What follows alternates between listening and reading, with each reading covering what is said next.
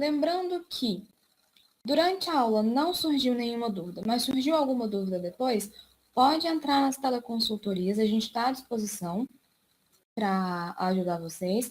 É só entrarem e depositarem a dúvida de vocês, a gente está lá para auxiliar. Seja um caso específico, seja alguma dúvida sobre a aula, podem nos procurar, nós professores de telesaúde estamos à disposição de vocês. Para a gente compreender a estimulação cognitiva num paciente que é idoso, a gente tem que saber classificar esse paciente como idoso. Então, se a gente pega o estatuto, pessoas a partir de 60 anos já são consideradas idosas, e o processo de envelhecimento, ele compreende mudanças e adaptações fisiológicas, não necessariamente patológicas. O nosso corpo vai envelhecendo. Então, à medida que a gente começa a passar os anos, a gente percebe que o nosso corpo já não se movimenta da mesma forma, que o nosso metabolismo não fica da mesma forma, a pele não fica da mesma forma, os músculos vão ficando diferentes, vão ficando mais fracos também. Então, é muito importante a gente entender que o corpo como um todo envelhece. Então, o nosso processo cognitivo, ele também será alterado. Ele também faz parte desse processo de envelhecimento. Então, não tem... a gente não vai ficar fixo, né? Não tem nada no nosso corpo que vai ficar imutável. E o nosso cognitivo, ele também faz parte dessa mutação. E atualmente, nesse ano de 2021, aproximadamente 18% da população brasileira é idosa. Então, é uma população que precisa da nossa atenção, porque é uma população que está crescendo bastante. A nossa longevidade tem aumentado e o número de idosos no país tem aumentado também. Então, é um público que nos requer muita atenção, porque é um público que demanda um cuidado especial. A gente tem que entender como que está funcionando esse corpo, como que está funcionando esse cognitivo, como que está funcionando cada aspecto de atividade de vida diária, de leitura, de escrita, de qualquer aspecto da vida desse adulto, desse idoso, para que a gente consiga adaptar da melhor forma uma rotina que seja eficiente, com o maior grau de autonomia que a gente consegue oferecer para esse paciente. No caso dessa aula de hoje, a gente vai falar mais sobre o envelhecimento, sobre o idoso não patológico. Geralmente a gente foca bastante naquele idoso que tem alguma patologia, que tem uma demência, que tem uma doença neurodegenerativa, que tem alguma doença metabólica que pode influenciar, né, no cognitivo dele também.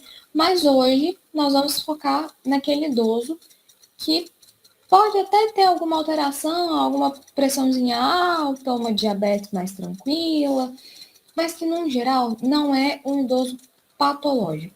A gente vai focar no idoso saudável, digamos assim. Ele não tem uma patologia muito importante.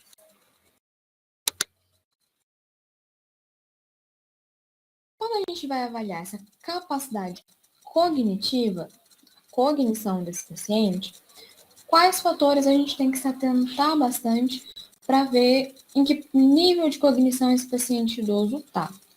Primeiro, idade.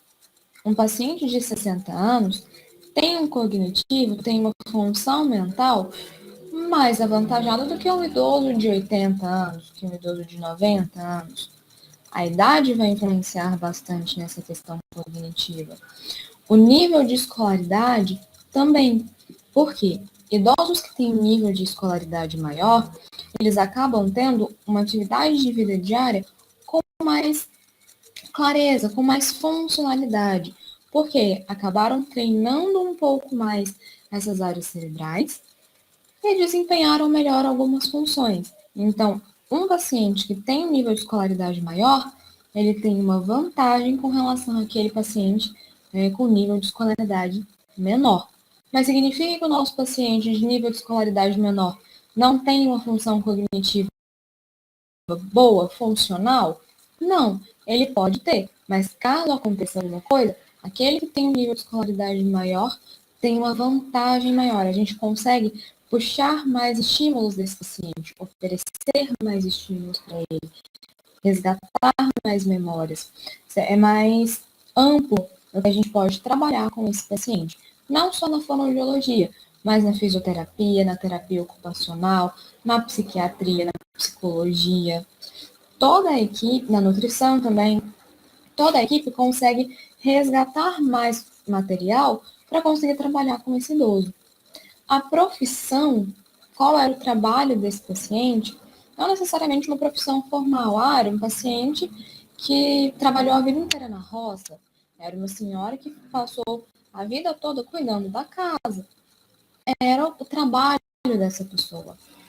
Isso também vai influenciar. Era um tipo de atividade que exigia uma atividade mental maior ou era uma atividade mais laboral, uma atividade mais manual? Como que era? O que que isso pode limitar esse paciente? Um paciente que teve um trabalho manual mais importante, ele pode ser fisicamente mais limitado que um paciente que teve um trabalho mais mental, digamos assim, né? A gente tem que analisar com bastante cuidado todo esse histórico do nosso paciente para a gente conseguir planejar terapias voltadas para ele, voltadas em específico para esse paciente, né? E resgatar o que é mais funcional para ele, né? O estado geral desse paciente. A gente está falando de pacientes que não são patológicos, né? Não necessariamente patológicos. Mas como que está o estado geral? É um paciente que está caquético? É um paciente que está desnutrido? É um paciente que está limpinho? É um paciente que consegue fazer as suas atividades de vida diária, seja com auxílio ou não? Como que está o estado geral dele? Ele tem alguma patologia? Ele toma alguma medicação? E aí, os medicamentos já entram no nosso próximo tópico. Por quê? Existem medicamentos, obviamente, que influenciar na capacidade cognitiva desse paciente. Ele vai influenciar, vai deixar esse paciente um pouco mais letárgico, vai deixar esse paciente um pouco mais apagadinho, vai deixar o paciente mais lento. E aí a gente tem que observar quais medicações esse paciente usa. Esse medicamento tem alguma influência nessa capacidade dele ou não? É um medicamento muito específico que não tem tantos efeitos colaterais. Se você não é o médico desse paciente, discuta com o médico dele. Doutor, quais são essas medicações? Essa medicação aqui está dando muito efeito. Será que a gente não consegue substituir? O senhor consegue substituir ou essa realmente é a melhor opção para ele? Se for a melhor opção, o que, que a gente da terapia pode auxiliar o médico a minimizar o máximo que a gente conseguir o efeito desse remédio? As atividades mentais, né? Como que está o raciocínio lógico, atenção, função executiva, memória, linguagem. Olha só o tanto de aspecto que a gente tem que avaliar. É um paciente que a gente vai gastar tempo na consulta, porque é um paciente que a gente tem que investigar muita coisa. A gente tem que ter um prontuário muito rico desse paciente, porque qualquer coisa que aconteça é um paciente idoso. Idoso geralmente é um paciente frágil. Qualquer coisa que aconteça, a gente tem que ter o prontuário ali na mão para resgatar todas as informações e agir da melhor maneira, né? É um idoso que consegue praticar atividade física? Qual tipo de atividade? Ah, ele consegue ir numa associação de idosos do bairro dele? Ele faz pelo menos uma caminhada ao redor da quadra? Ele consegue ter um personal que vai na casa dele e fazer uma atividade bem tranquilinha voltada para ele? Esse paciente tem vida social? Dependendo do idoso, um idoso que mora sozinho, ou é o esposo com a esposa e os dois já são idosos, essa vida social acaba ficando um pouco a par, ficando um pouco distante da realidade deles. E a gente tem que tentar integrar esse paciente numa vida social novamente. Vamos reintegrá-lo nessa vida social. Por quê? O ser humano ele é um ser sociável. Ele passou a vida inteira dele sendo sociável, seja no trabalho, seja na igreja, nos amigos, onde for, sempre foi um paciente, sempre foi uma pessoa sociável, ele interagia socialmente. E o idoso, a partir do momento que ele começa a ter um pouco de dificuldade de sair de casa, por exemplo, essa vida social fica limitada. São pacientes que tendem a ter um episódio depressivo mais importante, um episódio de ansiedade mais importante, né? Então a gente tem que ficar bastante de olho nisso. Chama o psicólogo para a equipe, chama o psiquiatra para a equipe, se for necessário uma intervenção medicamentosa nesse sentido também. Mas vamos tentar fazer uma vida social mais completa. Claro que nesse momento nós estamos em tempos de pandemia, então tomar todos os cuidados, fazer tudo da melhor forma possível para evitar qualquer desastre com relação à pandemia. Então, ter essa vida social, mas sempre lembrando de ambientes abertos, de distanciamento e do uso de máscara também, né? Hoje, nós já podemos nos permitir alguma flexibilização, com bastante consciência, né? E isso também se aplica para o idoso, não só para o mais novo, não só para o jovem adulto, não só para a criança. O idoso também necessita, né, desse momento. E a individualidade. Como é a personalidade desse paciente? Como que acontece a vida desse paciente? É um paciente mais expressivo? É um paciente mais tímido? Como que a gente acessa esse paciente? Como esse paciente consegue fazer a sua rotina, né? Então, essa individualidade também é importante, né?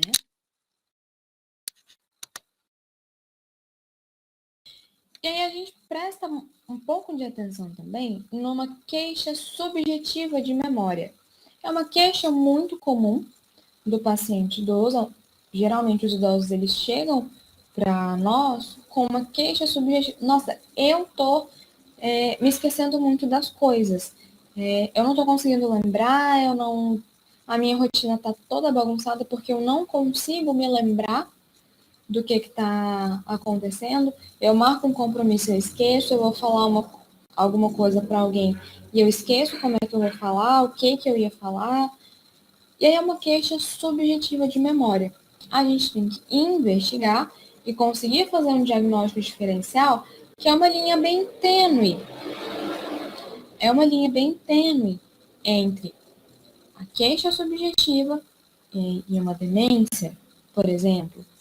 É um processo natural do envelhecimento ou a gente está começando a ter uma demência? Está começando a ter uma evolução desse paciente, né? A gente começa a observar e aí o que a gente vai fazer para conseguir melhorar essa queixa do paciente?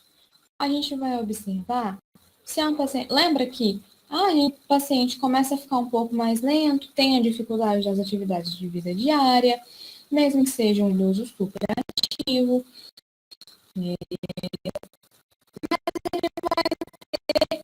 ele pode ter sintomas depressivos leves.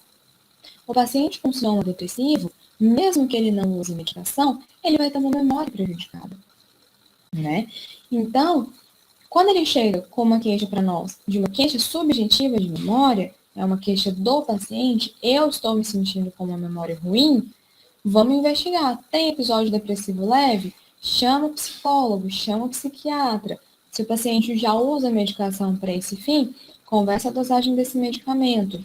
Se é um paciente que ainda não precisou do medicamento, está só com a psicoterapia, conversa com o psicoterapeuta. Como é que estão esses episódios?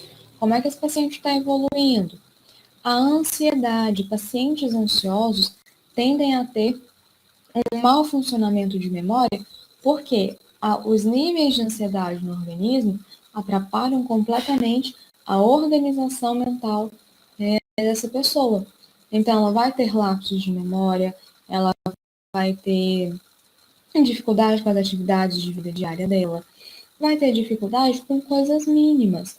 tanto com coisas mínimas quanto com coisas maiores. É um paciente que pode se perder de uma rotina comum. E aí a gente começa a desconfiar, nossa, mas será que esse paciente não está evoluindo para uma demência? Será que esse paciente não está evoluindo para um Alzheimer? O que será que está acontecendo com o paciente? Vamos investigar primeiro, se não é só uma ansiedade. Vamos fazer uma terapia, vamos fazer uma terapia medicamentosa com ele também, para diminuir essa ansiedade. Quando a gente diminui a ansiedade, essa questão de memória, ela aumenta. Vamos observar, vamos fazer diagnósticos diferenciais, diagnósticos por exclusão também. Alterações neurosensoriais. Aí a gente já começa a pensar, de fato, numa evolução para uma deficiência cognitiva leve, para uma demência, para um possível Alzheimer no futuro. A gente vai acompanhar esse paciente, né? O idoso geralmente ele tem que ser acompanhado por uma equipe. E essas alterações neurosensoriais, elas vão ter um impacto mais importante, porque é um impacto biológico também. Necessidade de manter o desempenho anterior. Percebam que é um ciclo que acaba se viciando. Por quê? O paciente já chega com uma ansiedade, essa ansiedade atrapalha a memória desse paciente, então ele começa com uma ansiedade, a ansiedade atrapalha a memória. À medida que essa ansiedade atrapalha a memória, quando ele vai fazer os testes, quando ele é submetido aos testes, ele tem aquela necessidade de manter o desempenho anterior. O mesmo desempenho de 5 anos atrás, de 10 anos atrás. E ele não vai conseguir. À medida que ele vê que ele não consegue manter esse desempenho, aí ele piora o quadro da queixa de memória dele também. Percebam? Então, ele tem um quadro de ansiedade, e esse quadro de ansiedade já gera uma piora desse quadro de memória. O quadro de memória gera mais ansiedade. Acaba ficando uma bola de neve para esse paciente. Tomar bastante cuidado com isso e manejar essa ansiedade da melhor forma possível. Ver o que é de primordial para esse paciente. Analisa a rotina desse paciente. O que a gente pode facilitar dessa rotina. Ter um quadro com a rotina do paciente já vai ajudar ele? Se é um paciente que consegue ler, obviamente. Se ele não consegue ler, a gente tenta colocar a imagem, a figura de uma pessoa tomando um banho, a figura da pessoa fazendo comida. A gente tem que dar um jeito para diminuir essa ansiedade, para a gente não entrar nessa queixa subjetiva de memória. E, obviamente, doenças clínicas. Nós estamos falando aqui, sempre lembrando, de um idoso preferencialmente não patológico, mas doenças clínicas vão influenciar nessa queixa subjetiva de memória também. É um paciente que tem alteração metabólica, seja uma diabetes, alguma disfunção endócrina, alterações metabólicas influenciam bastante na questão de memória, na questão de fadiga desse paciente. Alterações cardiovasculares também são importantes, pacientes hipertensos, cardiopatas, pacientes vasculares puramente também. A circulação sanguínea que não está muito boa, que está com uma pressão muito alta, que tem alguma alteração ali, vai faltar um manejo melhor dessa circulação em área cerebral. Então, a gente pode ter alterações de memória, de funções executivas, de atenção, de linguagem, de tudo por conta de uma doença clínica desse paciente. Por isso que, quando a gente fala sobre fazer o histórico, fazer o prontuário desse paciente o mais detalhado que a gente consegue, a gente inclui essas doenças clínicas também. Um paciente não patológico não significa que ele não vai ter doença. Ele pode ter doença, né? Uma doença clínica, no caso, quando a gente fala não patológico, que não tem uma doença neurodegenerativa, mas uma doença clínica ele pode ter, né? E isso vai influenciar muito nessa questão de memória. A gente está focando um pouco mais em memória hoje. Então, observar essas queixas para que a gente consiga manipular esse paciente da melhor forma possível. A gente da fonoaudiologia, por exemplo, ou da neuropsicologia, montar atividades que façam sentido para esse paciente. O pessoal da fisioterapia, colocar o paciente para se movimentar, para mexer, de acordo com a limitação dele. O terapeuta ocupacional, da mesma forma, respeitar os limites, as tolerâncias, as sensibilidades, para ficar da melhor forma possível para esse paciente, né? Então, o que a gente observa de grandes alterações para esse paciente? Nós temos uma redução da velocidade de processar informações e dificuldade de manipular informações simultâneas. Aí a gente já começa na prática a ver o que a gente pode fazer para ajudar esse idoso. Se ele tem uma redução da velocidade de processar informação, vai adiantar eu falar muito rápido, igual eu falaria, por exemplo, com um jovem adulto de 18 anos? Que eu posso mandar ele fazer 53 coisas ao mesmo tempo, que a pessoa vai lá e vai fazer as 53 coisas? Não vai. Então, eu vou preferencialmente falar com esse idoso. Eu não preciso tratá-lo como uma criança que está começando a aprender agora, mas eu posso falar numa velocidade reduzida e eu posso fazer mais ênfase na informação que eu quero dar. Então, eu posso falar, seu João, o senhor pode abrir a janela, por favor? Eu falei de uma forma devagar, eu dei uma instrução, ele recebeu a minha informação. Ele vai lá no tempinho dele, vai conseguir abrir a janela. E eu vou evitar de dar mais de uma informação ao mesmo tempo, né? Então, esse paciente, eu não vou virar para esse paciente e falar para ele, seu João, o senhor abre a janela, abre a porta, pega o chinelo que está no chão e guarda no guarda-roupa. É muita informação ao mesmo tempo. Não só para ordens diretas, mas se eu for contar uma história, por exemplo, eu vi uma notícia no jornal, eu não vou pegar os detalhes dessa notícia e lançar simultaneamente quando ele está fazendo alguma outra coisa. Quando ele está cozinhando, por exemplo. Quando ele está lá tomando seu café da manhã. É muita informação, percebem? É muita informação ao mesmo tempo. Então, vamos focar. Sabe aquela coisa de focar uma informação de cada vez? Um pedido de cada vez? Uma informação de cada vez? Uma escolha de cada vez? A gente começa a fazer isso à medida que a gente vê que o paciente já não consegue mais. Se ele ainda consegue duas informações ao mesmo tempo, perfeito, a gente trabalha até o limite do paciente. Se ele já consegue três informações ao mesmo tempo, perfeito, a gente vai trabalhando nesse sentido. Mas não, já é um paciente que já está lá nos seus 95 anos, ele já está bem mais lento, ele demora a processar o que a gente falou, não está conseguindo entender muito bem as coisas, seja por uma questão auditiva ou não, a gente toma bastante cuidado e oferece o melhor estímulo para esse paciente. Vê qual a melhor via de entrada sensorial dele. É a audição ou é um paciente que, mesmo com o aparelho auditivo, ele não está escutando muito bem? Não? Então, vê a acuidade visual. Como que está a acuidade visual desse paciente?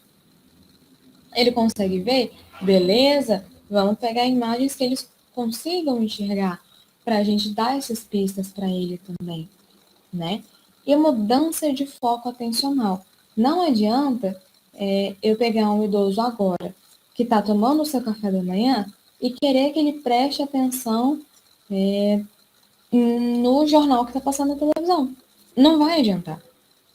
Ele tem essa dificuldade, é mais lento, a gente não tem aqui, uma redução da velocidade de processamento, a mudança de foco atencional dele também estará prejudicada. Se ele não entende muito bem aquilo que está acontecendo, se ele tem uma redução gradativa dessa compreensão, né, essa mudança de foco vai ser mais difícil também. Então, ele primeiro vai comer, quando ele terminar de comer, aí ele vai conseguir prestar atenção de fato no que você está falando. Se você falar enquanto ele está comendo, ele não vai prestar atenção naquilo que você está falando. Então, a gente não precisa, como eu falei, a gente não precisa tratar esse idoso como uma criança. A gente não precisa fazer isso. Criança que está ali aprendendo, a gente vai bem devagar, daquela forma bem lúdica. O idoso já não precisa disso. A gente tem que tomar bastante cuidado para não infantilizar o nosso idoso, para não ser aquela pessoa que fala do senhorzinho, da mãozinha, da comidinha, da rotininha do paciente. A gente evita fazer isso. Ele é um paciente idoso, ele é um paciente adulto. Então, a gente não pode infantilizar esse paciente e fazer as nossas estimulações gradativas, uma de cada vez, para que essa mudança de foco atencional ele consiga manter, ele consiga prestar atenção naquilo que ele vai fazer, mesmo que ele tenha uma redução dessa velocidade de processamento e dificuldade de manipular a informação em simultâneo. Então, a gente dá uma informação de cada vez, né? Para ele conseguir manipular a informação que a gente está dando para ele, para que ele consiga mudar o foco atencional, mesmo que ele tenha uma redução da velocidade do processamento da informação. Então, a gente vai fazendo dessa forma, a gente ajuda muito o idoso e a gente dá a maior autonomia que esse paciente consegue ter. Então, a gente tem muitas vantagens. E o idoso, ele se sente valorizado quando a gente faz isso. Por quê? A gente não está invalidando ele. A gente vê que ele tem um grau de autonomia, por mais que ele precise de ajuda. Se é um idoso, por exemplo, que já tem uma dificuldade motora, por exemplo, e ele não consegue mais comer sozinho, mas se a gente pega, né, por cima da mão dele, pega a colher e ajuda a levar essa colher para a boca, é o paciente que está fazendo também. A gente só está auxiliando. Se a gente pega na base do copo e ajuda ele, segura a mão dele no copo, firma a mão dele no copo e só ajuda ele a levar esse copo à boca, já é uma coisa. Se a gente começa a colocar uma roupa nele e só ajuda ele a colocar o botão, mas a mão dele está fazendo aquilo ali, a gente conseguiu dar autonomia para esse paciente na medida que foi possível. Então, é um paciente que se sente valorizado, é um paciente que se sente visto, é um paciente que se sente ouvido, é um paciente que tem uma mudança na autoestima dele muito grande. Porque ele vai olhar para o profissional, poxa, esse profissional não me desvaloriza. Ele não está me invalidando. E é uma coisa muito importante também, a gente precisa valorizar esse paciente. Porque olha o tanto de perda que a gente já falou que esse paciente vai ter. E a gente vai lá, não, é um idoso, eu vou ajudar a fazer 100% das coisas. Se ele tem capacidade para fazer sozinho, deixa ele fazer sozinho. Por mais que isso demore mais tempo. Se você desse a comida para ele, ele ia demorar, por exemplo, 20 minutos para comer. Ele come sozinho, ele demora 1 hora. Deixa ele demorar essa 1 hora. Para ele se vestir, se eu for vestir ele, ele vai demorar 10 minutos. Se ele for se vestir sozinho, ele vai demorar 40. Mas são 40 minutos importantes para ele, né? A gente precisa prestar atenção nisso para valorizar esse paciente e esse paciente ter uma redução. Lembra daqueles fatores que vão influenciar na capacidade cognitiva? Da ansiedade, da memória, do episódio depressivo. A gente ajuda esse paciente a evitar essas situações, correto? Mas a gente também precisa lembrar que nem tudo vai estar alterado nesse idoso, né? Temos algumas vantagens também. Então, a questão de vocabulário. É um paciente que pode ter uma tendência a perder um pouco do vocabulário, esquecer uma palavrinha ou outra e tudo mais? Pode, mas em geral, quando ele não tem uma demência associada, quando ele não tem algo neurodegenerativo associado, é um paciente que tem um vocabulário legal e ele consegue manter esse vocabulário. O paciente idoso, ele consegue, com mais facilidade, manter esse vocabulário que ele já tinha. Então, a linguagem é uma coisa, no não patológico, obviamente, que ele consegue manter. Capacidade de resolução de problema. Mas, Ana, você falou que ele tem uma redução da velocidade de processar a informação. Ele processa de uma forma mais lenta, mas ele ainda consegue resolver um problema. Se a gente dá uma situação de, nossa, a porta está fechada, como é que a gente vai sair daqui? Ele simplesmente vai lá, vai abrir a porta, pronto. Se ele vê que a porta está trancada e não achou a chave, ele vai procurar a chave. Ele consegue resolver esses problemas. na capacidade de resolução de problemas desse idoso não patológico, é uma capacidade muito boa também. E a capacidade de gerir finanças. É uma coisa até um tanto engraçada. Quando a gente vai atender esse idoso, a gente está fazendo só mais um trabalho de manutenção, é um paciente que se preocupa muito com essa questão financeira e eles conseguem ter uma capacidade muito boa de lidar com isso. Então, ele sabe quem que ele tem que pagar, o quanto ele tem que pagar, como que ele vai lidar com o banco. Algumas modernidades que nós temos hoje, por exemplo, o aplicativo do banco, talvez seja um pouco mais difícil para ele. Mas não é para todos. Né? Alguns idosos, principalmente os idosos um pouco mais jovens, ali na casa dos 60, até mais ou menos uns 65, alguns até 70 anos, eles ainda conseguem, bem tranquilo, mexer ali no aplicativo do banco. Mas quem não consegue, eles sabem quando é que eles têm que ir no banco, como é que eles fazem para conversar com o gerente, como é que eles conseguem mexer no caixa eletrônico para poder controlar essa finança. Tudo isso eles têm bem organizado, o que é uma vantagem muito grande. E a gente pode pegar esses aspectos que estão bons e valorizar eles para mostrar, ó, nem tudo está perdido, nem tudo está ruim.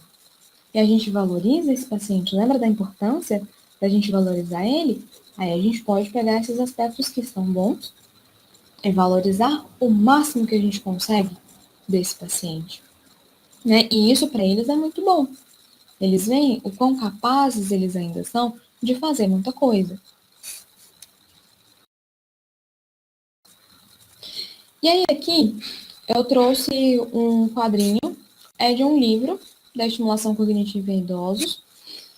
É um quadro que a gente tem algumas classificações e critérios para distinguir entre o envelhecimento cognitivo normal e o envelhecimento cognitivo patológico.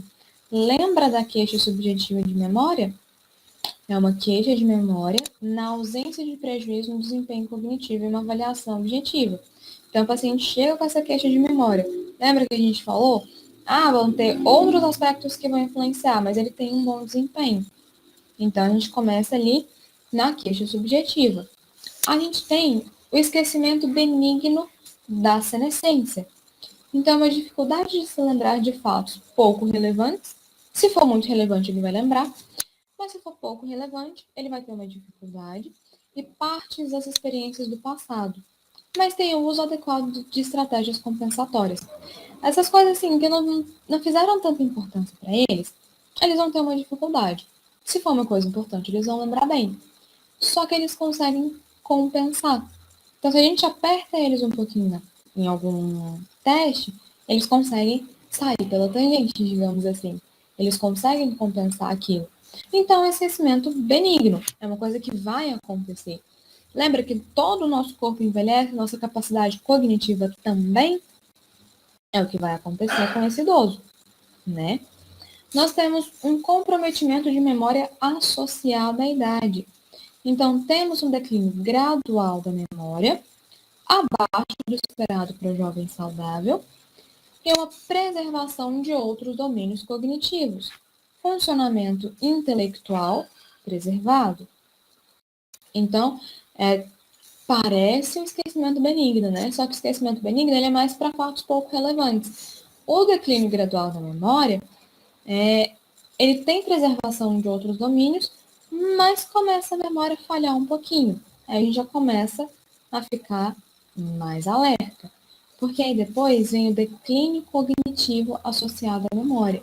Então, vem um declínio abaixo do esperado para idosos. Viu que aqui no comprometimento de memória associado à idade, ele está abaixo do esperado para um jovem saudável, mas para o idoso, está esperado. No declínio cognitivo, a gente já tem um declínio que fica abaixo do esperado para o próprio idoso. Né? Esperado para os idosos pareados por idade e escolaridade. Lembra? Quanto maior a escolaridade, maior a probabilidade desse paciente se dar bem na nossa terapia, nos nossos testes. É um declínio, né? Em memória, aprendizado, linguagem, atenção, pensamento, habilidade visoespacial e tem uma duração mínima de 6 meses confirmada por informante. Então, esse paciente, o idoso, não é muito legal a gente atender ele sem um acompanhante, tá? Sempre tentar levar, seja um cuidador, seja o filho, o sobrinho, qualquer pessoa que esteja no convívio com esse idoso. É muito importante, porque algumas informações o próprio idoso não vai falar. Quando a gente pergunta para o idoso, tá tudo bem? Tá tudo bem. Tem alguma dor? Não. Tem alguma dificuldade de memória? Não. Para o idoso, tá tudo bem. Então, o informante que vai dizer para nós algumas informações que nós vamos querer saber. Aí a gente passa para o comprometimento cognitivo sem demência, né? Que tem prejuízo cognitivo, mas sem evidência da demência de acordo com os critérios do DSM, né? Hoje nós já temos o DSM-5. E o prejuízo cognitivo pode ser em um ou múltiplos domínios cognitivos, e o quadro pode ser secundário a múltiplas etiologias. Percebam que nós vamos precisar do auxílio de uma equipe, por mais que a gente da fono, por exemplo, tenha pós-graduação em neuropsicologia, a gente vai precisar do psicólogo, a gente vai precisar do psiquiatra, a gente vai precisar do geriatra, do neurologista desse paciente. É uma equipe bem boa que acompanha ele, né? E, por fim, a gente tem comprometimento cognitivo leve, que é uma queixa subjetiva de declínio cognitivo com prejuízo cognitivo objetivo ajustado por idade e escolaridade, funcionamento intelectual globalmente preservado e preservação da capacidade funcional. Mas aí a gente já começa a ter um comprometimento cognitivo, e a partir daqui a gente já começa a observar na demência ou não. Né? A gente faz o diagnóstico diferencial junto com o médico, na verdade o médico faz esse diagnóstico diferencial e a gente auxilia ele a manter esse quadro. Como que a gente avalia esse paciente? Né? Quais protocolos a gente pode usar? Como que a gente vai utilizar esse protocolo? É diretamente com o idoso? A gente precisa de um cuidador? Vamos ver isso agora. Então, a gente classifica os testes de, primeiro, rastreio, né? São testes com menor grau de complexidade. A gente primeiro está fazendo só um rastreio, ver se tem algum sinal para a gente precisar de um protocolo mais elaborado. Então, a gente tem um mini exame do estado mental, né? Que vão pegar orientação temporoespacial, acabou ficando ditado errado aqui, uma orientação de tempo e espaço, vai trabalhar a atenção, cálculo, memória de curto prazo, linguagem, praxia, que são os movimentos, né, tanto o movimento grosso quanto o movimento fino, e habilidade visoconstrucional. É um teste bem simples, bem rápido da gente aplicar, e a gente consegue um rastreio bem legal com ele. A gente pode fazer também o teste do desenho do relógio. Para que a gente vai fazer esse teste? Para a gente ver uma habilidade visoconstrucional, né, como que esse paciente constrói, como esse paciente vê essa prova. Tem função executiva, né?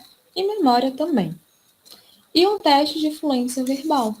Como que a gente faz esse teste? A gente seleciona uma categoria semântica,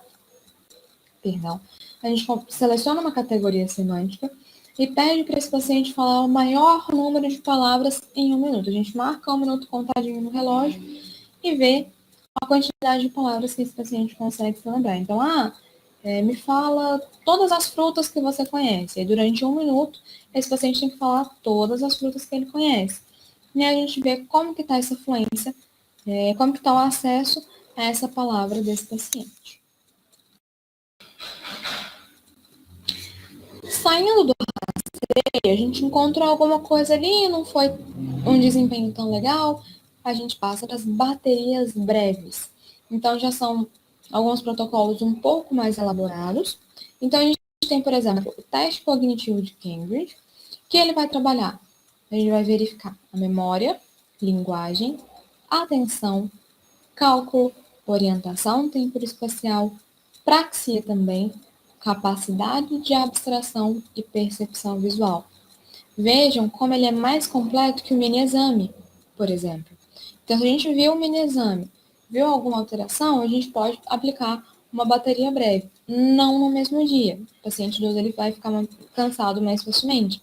Então, a gente marca uma nova avaliação e aplica outro teste com esse paciente, tá? A gente tem a bateria cognitiva breve também, que ele vai incluir os testes do mini-exame, a fluência verbal, o teste do relógio, expande dígitos, tanto direto quanto indireto, capacidade de aprendizado, memória episódica recente. Então, a gente consegue ter um protocolo um pouco mais avançado, um pouco mais elaborado, né? E a gente consegue manter esse paciente com protocolo, com um prontuário bem completo. Então, a gente vai evoluindo. Viu a bateria breve desse paciente? Deu algum sinal importante? Não deu um desempenho tão legal?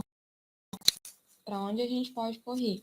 Lembrando que não são só esses, os testes de rastreio, os testes de baterias breves, os próximos testes que nós vamos ver, não são só esses. Existem outros testes e cada profissional fica à vontade para aplicar o melhor teste que vai se encaixar no perfil daquele idoso, tá?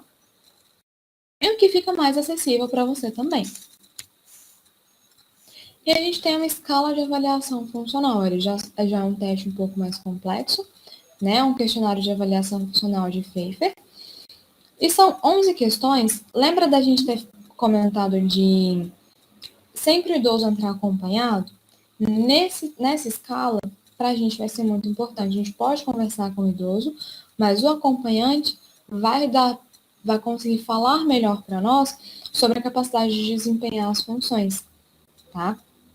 Então, é muito importante que esse idoso vá acompanhado para a sua consulta, porque ele vai saber te dar a informação mais precisa sobre alguns aspectos. Então, é uma escala com 11 questões bem completas, bem detalhadas, tá?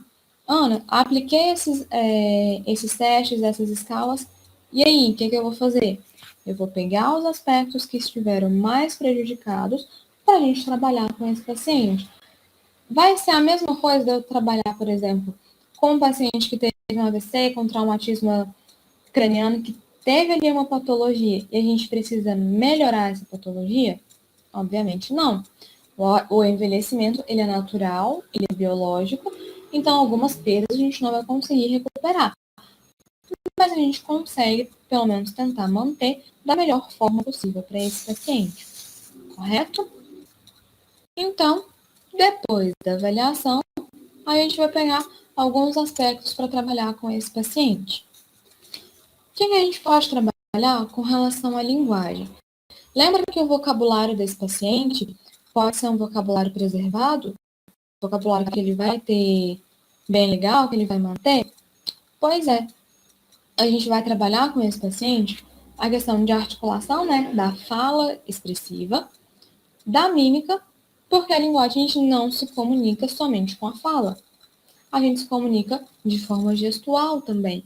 A gente trabalha essa mímica para esse paciente compreender melhor. Por quê? À medida, o tempo todo que a gente fala, a gente faz careta, a gente faz expressão, a gente usa gestos. E esse paciente precisa estar apto a compreender e a fazer esses gestos também para complementar a comunicação dele. Se é um paciente alfabetizado, pega bastante com leitura escrita. Vê quais são os melhores estímulos para esse paciente. Se é um estímulo visual, a gente pode associar uma figura com a palavra, por exemplo. Um estímulo, fazer uma caixa com vários de texturas diferentes para que esse paciente possa manipular. E quando a gente fala sensorial, a gente fala de temperatura, de textura, de tamanho, de tudo. Estímulo auditivo. Ah, eu tenho uma figura, eu tenho um nome, eu posso colocar um som. Às vezes eu tiro o nome escrito daquela imagem, mas eu posso colocar um estímulo auditivo. Então, eu coloco, por exemplo, uma figura de uma vaca. E ao invés da paciente procurar o nome vaca, eu dou 3 estímulos auditivos para esse paciente me falar qual desses sons é o som da vaca. Percebe? A gente resgata ali uma memória semântica. A gente estimula a fluência verbal desse paciente a lembrar o nome desse animal. E aí a gente pode fazer perguntas sobre esse animal. Como que ele é? O paciente descreve para nós onde esse animal vive. O que esse animal pode oferecer para a gente? Compreendem que é uma abordagem bem ampla que a gente pode fazer com essa questão de linguagem. Esse paciente tem que se comunicar. A gente não tem que fazer a reinserção social desse paciente. A linguagem é um momento muito legal para a gente fazer isso. Então, se você trabalha, por exemplo, em uma associação de idosos, numa creche para idosos, num abrigo, num asilo, é uma atividade muito legal de se fazer em conjunto. Por exemplo, fazer uma brincadeira que interaja os idosos, eles geralmente gostam bastante, é muito benéfico para eles também. Claro que se o paciente for de forma individual ao seu consultório, ao seu local de atendimento, perfeito. Mas se ele não for, se você não atende esse idoso isolado, se você atende ele num ambiente, como fala, gente? Esqueci a palavra agora. No ambiente comunitário, perfeito também. A gente consegue fazer essa estimulação. Funções executivas. Quais são as funções executivas? A função executiva está aqui no nosso córtex pré-frontal. Então, a gente vai trabalhar planejamento com esse paciente. Como é que esse paciente vai resolver uma situação? Lembra que a resolução de problema dele está legal? Como é que ele vai planejar essa resolução de problema? Como ele consegue planejar uma situação? Controle inibitório. Como que ele inibe uma frase que ele não ia falar tão legal? Como que ele vai inibir nesse momento? Tomada de decisão. Ele tem que resolver um problema. Como é que ele vai resolver? Ele não tem que planejar? Ele tem que tomar uma decisão. De qual forma ele vai fazer essa tomada de decisão? Flexibilidade cognitiva. Como que esse paciente consegue flexibilizar as informações? Né? Memória operacional. Como que está o acesso à memória das operações desse paciente? Atenção, categorização. A gente pode pegar, por exemplo, uma caixa e colocar vários objetos dentro. A gente pode pedir para esse paciente separar quais objetos a gente usa na cozinha, quais objetos a gente usa no quarto, quais objetos a gente usa na sala, o que a gente usa em qual lugar da nossa casa. É uma categorização. Vamos categorizar as nossas roupas por cor? Nossa, hoje a gente vai arrumar o armário.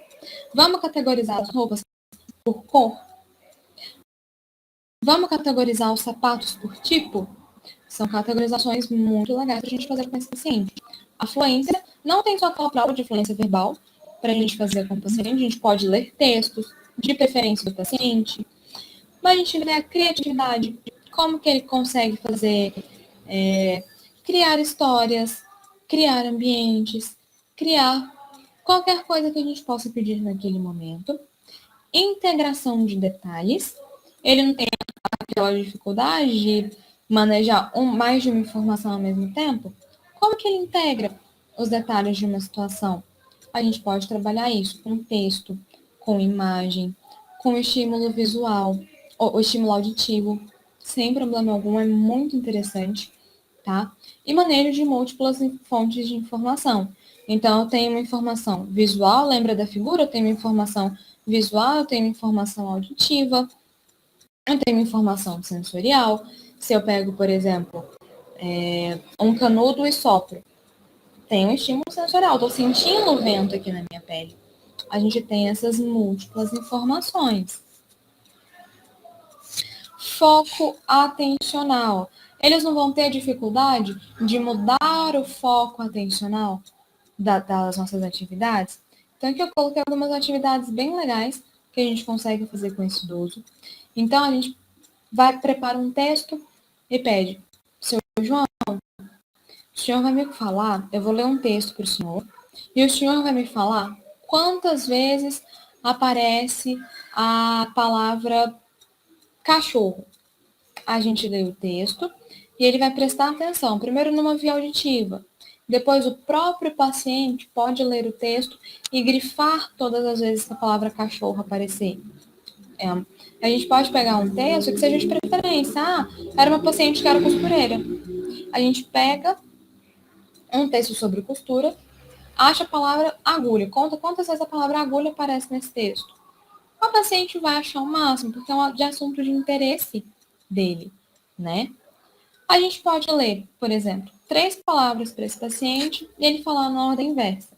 Então, a gente fala para ele sol, lua e estrela.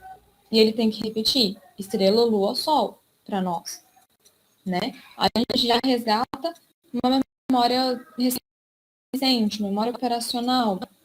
Ele tem que ficar atento àquilo que nós falamos. Fluência verbal. Também podemos trabalhar com algum texto. Com música não é tão legal porque a parte de fluência da fala é diferente da fluência cantada, né?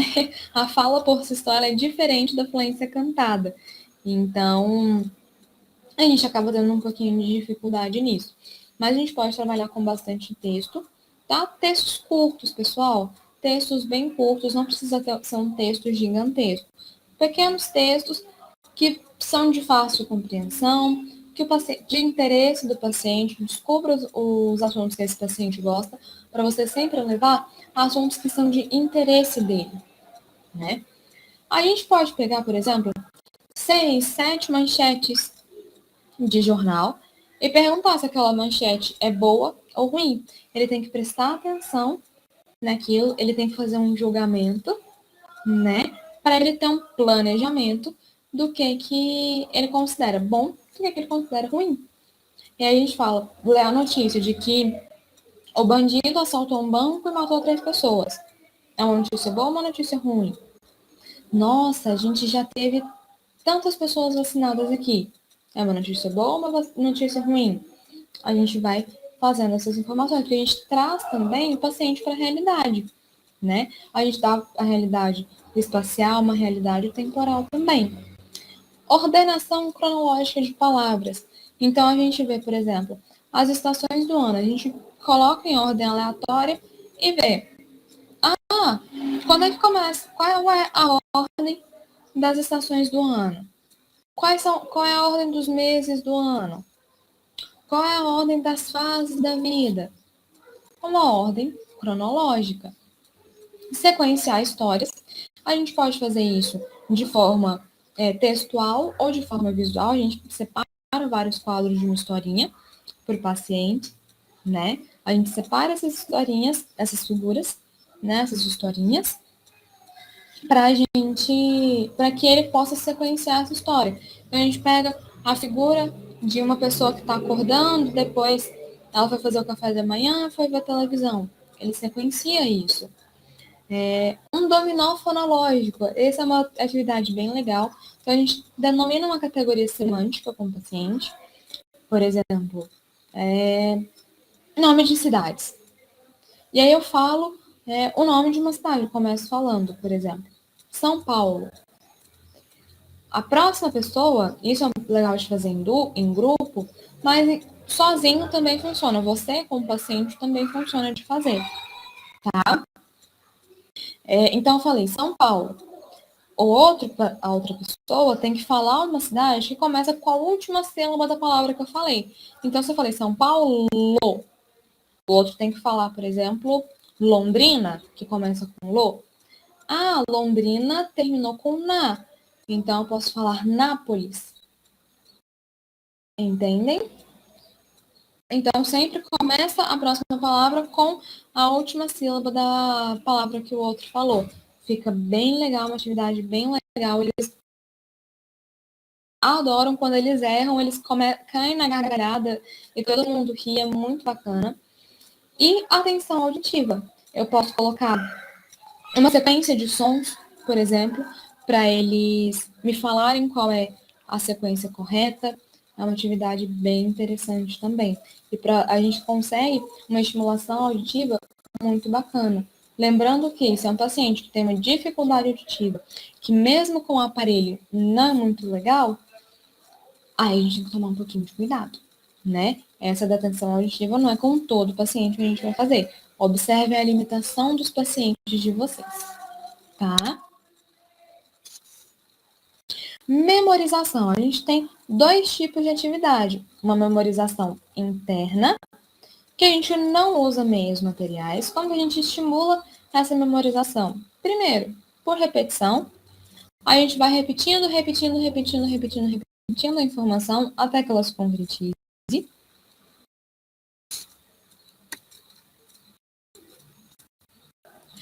A gente tem primeiras letras.